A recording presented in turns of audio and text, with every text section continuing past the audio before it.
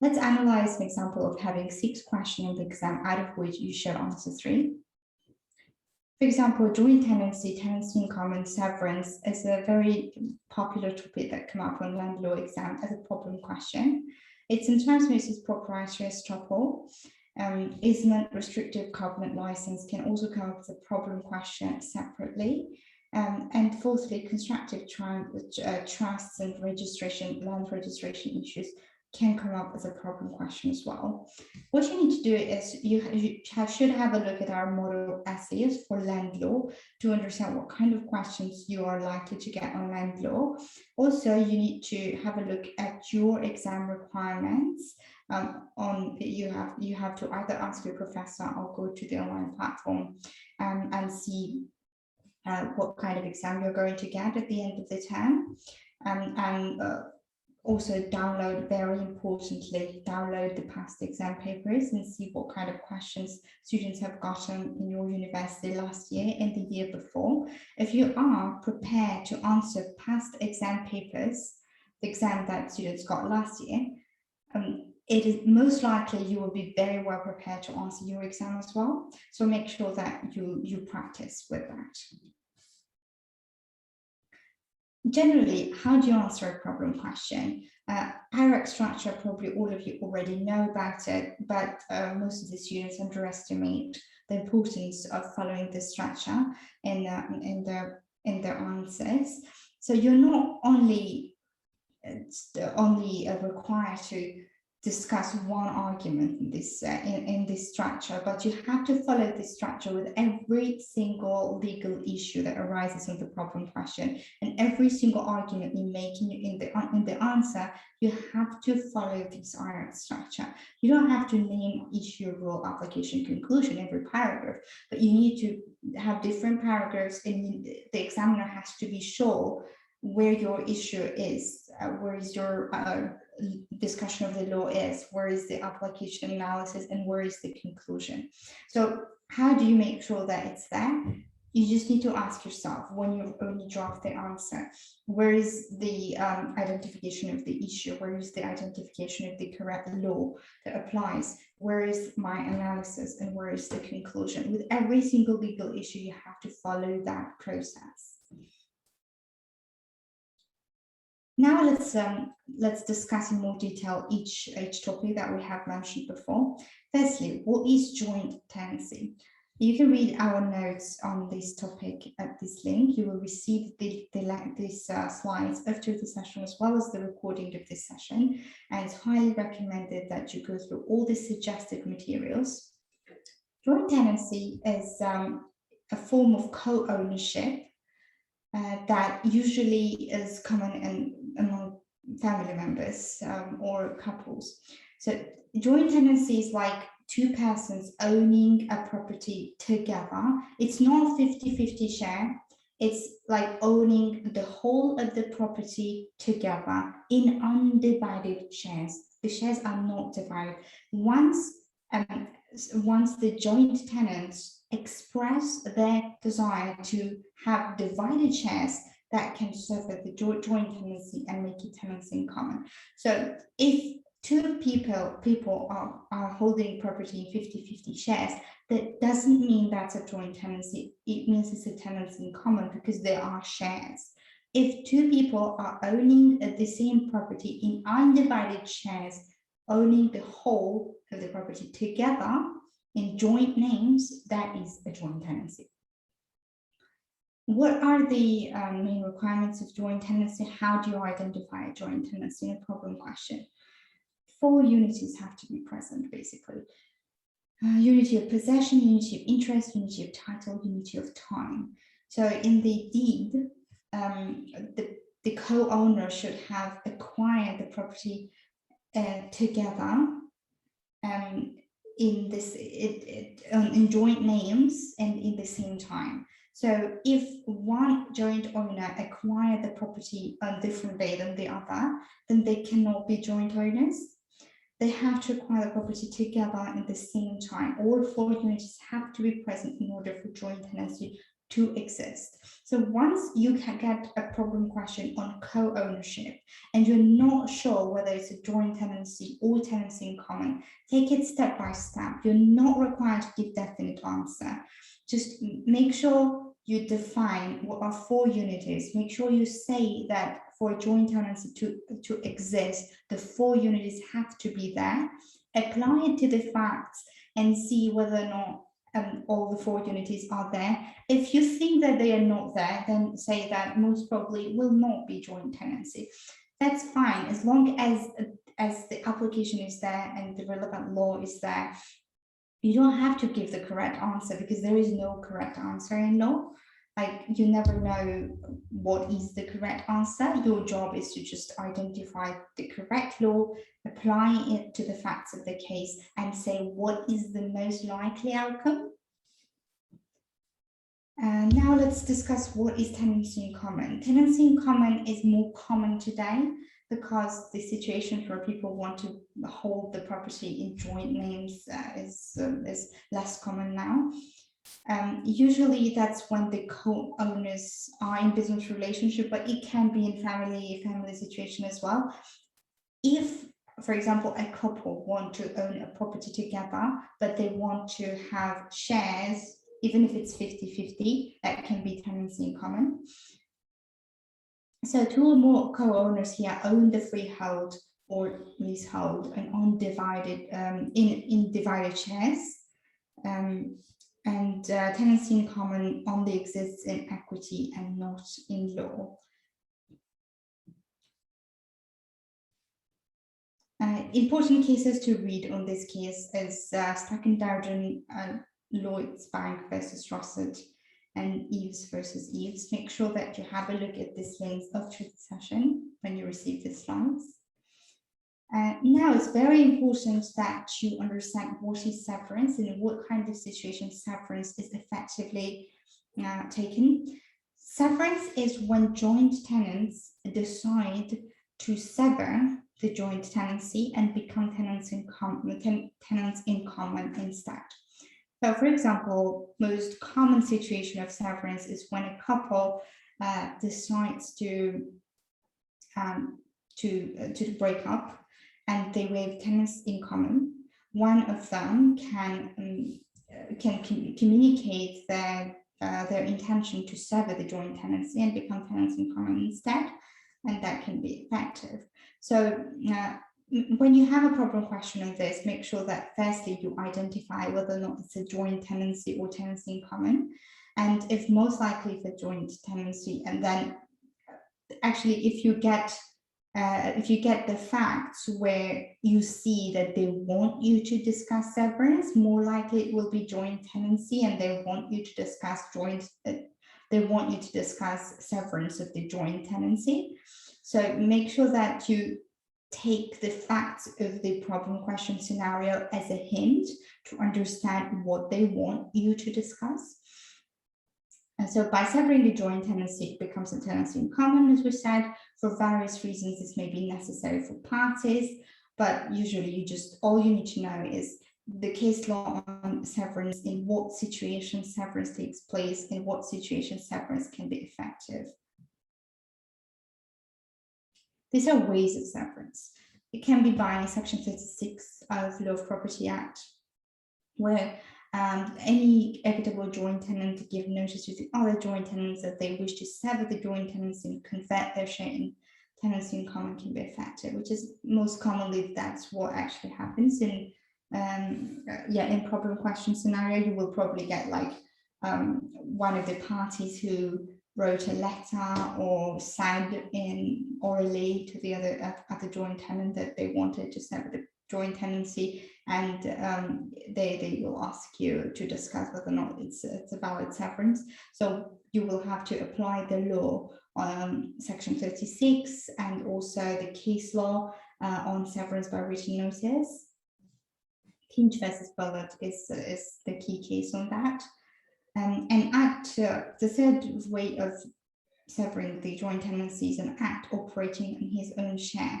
So if, for example, one joint tenant sells their share to somebody, that is an effective way of severing the joint tenancy because they acted on their share like if it was separate. Fourth way is where joint tenants agree to sever by mutual agreement. Joint tenants can mutually agree that they don't want to be joint tenants anymore. They want to have divided shares. And for the last one is by mutual conduct. So course of dealing, like if the parties have parted their ways for a long time, and they act like, you know, they are no longer joint tenants and they no longer hold the property together, the conduct itself can be argued to be severance, but that's harder to prove. So usually in problem questions, you get a letter or you get section 36 severance. So make sure that you understand very well how severance by written notice works and how section 36 should be applied. We have model answers on that, so make sure that you have a look at our model answers on Learn Law. So to summarize, how do you answer a problem question on co-ownership? You have to discuss if it's joint tenancy or tenancy in common. You need to analyze the four unities, unity of possession, unity of time, unity of interest. Discuss all the four unities and make sure that you analyze each one of them, apply it to the facts and say if most likely those four unities are present, then it will be joint tenancy. If not, then they will be joint tenancy in common. As we said before, your job is to just apply it to the facts of the law. You are not required to give a definite answer. You don't have to conclude 100% if it's a joint tenancy or tenancy in common, because law is not math. You don't have one exact answer. It's not how law works. Thirdly, discuss if there is valid severance. Obviously, if they're asking for it, but most commonly they have a problem question where you need to identify if it's a joint tenancy or tenancy in common, and then if there is severance, and then you need to sum up the main points and conclude. Here is a example problem question that we can discuss on this topic. John and Emily decide to move to the countryside. They purchase a freehold house which they hold as joint tenants. However, as time goes by, Emily misses the city and wants to move back, but John does not. Emily writes and posts a letter to John saying that she wants to move out of the house and buy a flat in the city for herself. On the day the letter arrives at the house, Emily picks it up from the letterbox, but then forgets to pass it on for John to read. This is a classic co-ownership question. You need to firstly, the first issue is that no issue arises as to whether the co-ownership is joint tenancy or tenancy in common. The issue is if joint tenancy is effectively severed. So why do we say that? Because the question tells you straight away that they purchased the freehold as joint tenants. If the question didn't tell you that, and if the question said that they purchased the property, that's it. And then if the question gave you a little bit more details about whether or not the four unities were present, for example, if the question said that they purchased it in the same time and that they had the intention to purchase it together, that's the indication that they want you to discuss the four unities. But here you don't see those kind of details. You just see them telling you straight away that they purchased as joint tenants. So there is nothing to discuss there, but you have to say that we're not going to discuss if it's a joint tenancy or tenancy in common, because we already have the answer to that from the question. The issue is joint tenancies, if joint tenancy is effectively severed. So we correctly identify the first issue to be addressed. We apply section 36. Section 36(2) LPA permits any joint tenant to give his notice in writing to all other joint tenants. This converts the joint tenancy into a tenancy in common. This is entirely unilateral, so it does not require the other parties, the recipients of the letter, to somehow acknowledge the receipt of the letter, or like accept the terms of the letter. Nothing like that is required. It's a unilateral act. As long as the letter has been sent, then it's done. But it is entirely unilateral, as it does not need agreement from other parties. The severance must be made in writing. For severance under the setting to be effective, the notice must be received by all other joint tenants. Received, not read. It must use the wording appropriate to effect a severance. It must express a desire to sever the joint tenancy immediately. So as long as the wording of the letter sent expresses effectively the desire to sever the tenancy, and the letter has been sent, that's all we need for severance to be effective under this heading, under section 36. Well, after identifying the right statute to apply, you need to apply the relevant case law. The relevant case law can be numerous, but my advice would be to focus on the cases that your professor focused on your lecture. So have a look at your lecture slides, have a look at what cases your professor mentioned on severance, and make sure that you mention those cases. Because your professor, if your professor highlights on those specific cases on severance, then your professor clearly wants you to mention them on the exam. So the best thing to do is you should use our materials with your lecture slides. So you always have to have lecture slides as your guidance, because that's your course that you need to pass. But our materials is the source where you have to get the information from. Your lecture slides will just give you the name of the case. It won't give you actually the facts you need to know for your exam. So make sure that you have this information from your lecture slides, and then you get the rest of the information from our materials. So back to the topic. Here, the main cases you need to apply is Beckley Road, Masters, and there is also another case called Kinch versus Bullard. I don't know if we have it here. Yeah, Kinch versus Bullard. So all these cases pointed out, the important point to remember is that it is important, the giving of a notice of severance is essentially a unilateral act, which does not depend in any way on the agreement of the recipient. So that's the most important to take from all these cases. Severance should be effective because it's not required that the recipient reads the letter. That's what Kinch and Bullard established. So in this case, we saw that the letter was sent, but we didn't know if the letter was read. So we have to say that according to Kinch versus Bullard principle, the letter does not have to be read. Then severance should be effective applying this case.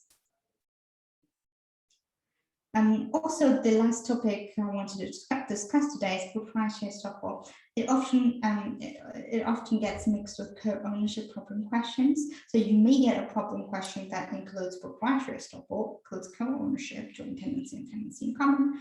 It may also include severance altogether. So make sure that you know these topics. Also, but it doesn't mean that you will only get one question on that. You may also get an essay question on joint tenancy and tenancy in common. So make sure that you answer or you practice answering on all possible questions that you may get on this topic in order to be effectively prepared for the exam. How do you do that? You have a look at our model answers, you get tutoring sessions with us, and most importantly, you download the past exam papers from your university. Make sure you practice with them and you are prepared to answer all kinds of questions you see from your past exam papers. So if you are very well prepared to answer the exam that the students in your university got last year and the year before, you will be very well prepared to answer your exam as well. Proprietary estoppel. You can read our notes on proprietary estoppel on this link after the session.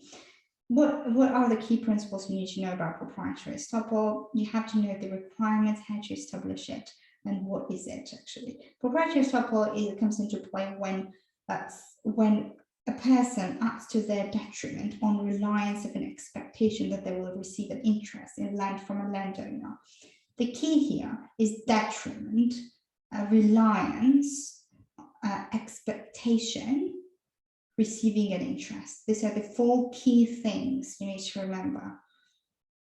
So if it prevents a person, the landowner, from insisting on his strict legal rights when he has promised to someone else a part of their land, and that someone else suffered, made alterations in their life, or somehow relied on this expectation and suffered detriment.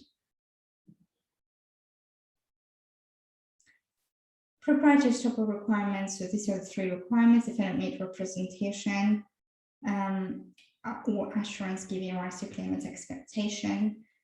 Secondly, claimant relied on the assurance, and then claimant acted to his detriment. So if these three requirements are present, then you have proprietary estoppel. Important cases to read here are these two cases, and I can have a look at one of them. Here, Inwards versus Baker is a land law case concerning proprietary estoppel. Inwards, Baker Jr. was keen to build himself a bungalow. However, he could not afford the price of an empty site. Furthermore, his father offered him to build it on his land and make it a bit bigger.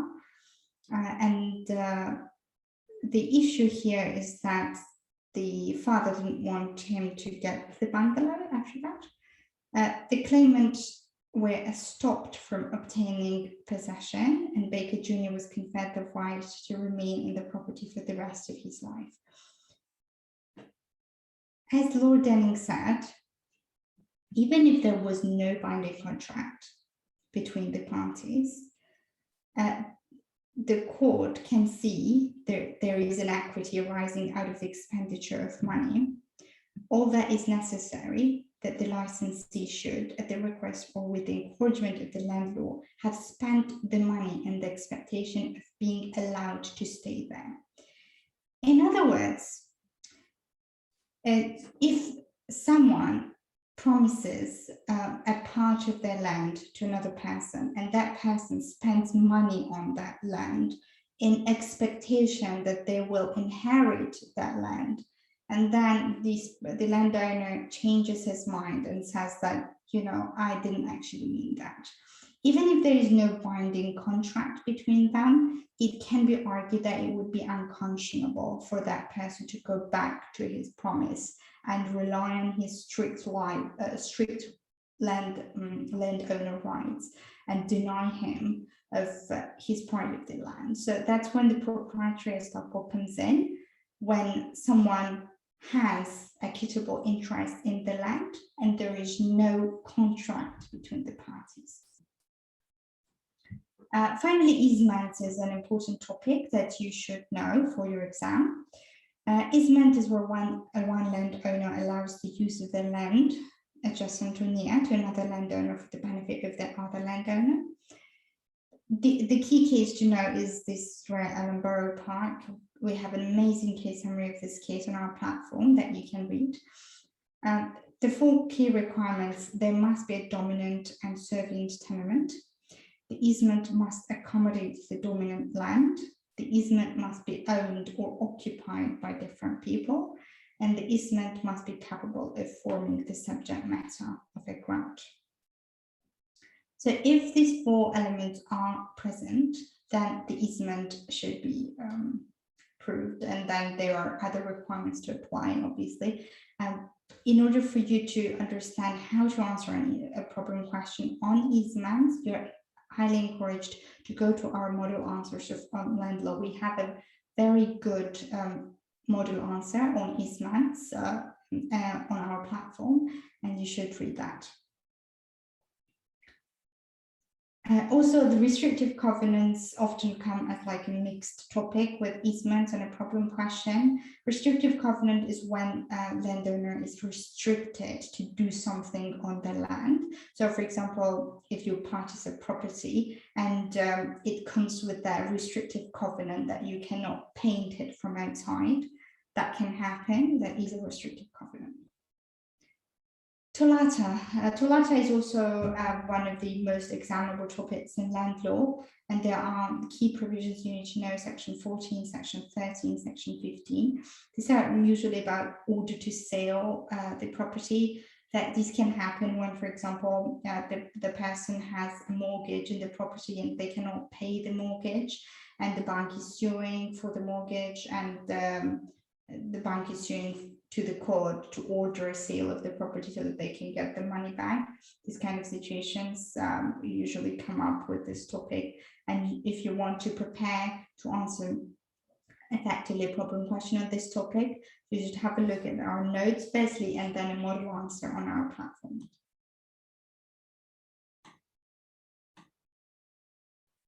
Recommended questions to practice with. You should practice with our exam questions and answers. Read the questions on our platform. Then, without reading our answers, you should drop the answers yourself, and then compare your answers to your answers. That will be a perfect way for you to practice on your legal writing skills and try to improve your legal writing skills. Secondly, practice with your past exam papers. When you have your past exam papers, try to answer all the questions and send those questions to your professor to get some feedback. Also, it's recommended that you get some one-to-one tutoring sessions with us so that we can review your practice answers and give you some feedback. Model essays on land law can be found on this link. To sum up, you need to analyze your exam requirements, not required to read everything, but your revision has to be really, really focused on what you need to do on your exam, and make sure that your revision plan is correct. If you're not sure how to do that, the best thing to do is to get a tutoring session with us, and we can help you do that. Secondly, you need to do selective studying, which is the best way for you to get a first class. So you need to really be focused on the topics that you will answer in your exam, and make sure that you know how to answer problem and essay questions in those topics. Practice answering problem and essay questions from our model or model essays, as well as your past exam papers, and make sure that you follow your professor's guidelines. How do you follow your professor's guidelines? This is very important for you to get a first class, because grading is subjective, and although there are some universal rules that applies, there are some details, minor details that you really need to be careful about. Your professor should have given them to you. So when you have a look at your lecture slides and you see the list of cases your professor has focused on, that means that the professor expects you to mention those specific cases, so make sure you do that. That's one of the guidelines you can follow. Also, when you get some feedback on your practice essays from your professor, make sure you follow it, and make sure that you actually implement the professor's guidelines in your style of writing. So these are the small things that you really need to take into consideration. Make sure that you follow it. How can we help? Law degree can be overwhelming. It's actually the hardest degree to get a first class in, and that's why we created this platform to help law students get high grades in the simplest way possible. Our content creators are top students and graduates, which is our secret. Our materials are focused on specifically what you need to do to get high grades. And the top students and graduates know that very well, and that's the objective of all our materials. Simple study resources focusing on getting high grades involves notes, model essays, tutorial videos, quizzes, and flashcards to practice your knowledge, and exam and study tips, and study groups that you can join for free. If the study resources are not enough, make sure that you have a look at additional help that we offer by our tutoring sessions. Other than this group webinars that we have, we also have one-to-one tutoring sessions that you can book. We have helped thousands of law students, 6,000 subscribers we have had so far in less than 2 years. And regular users, students who have used our platform regularly, our tutoring sessions, as well as our platform, have told us that they get a first class. 90% of them have told us that they get a first class, as you can see on the review. Would you like to be our next student to get high grades? Join Simple Study now.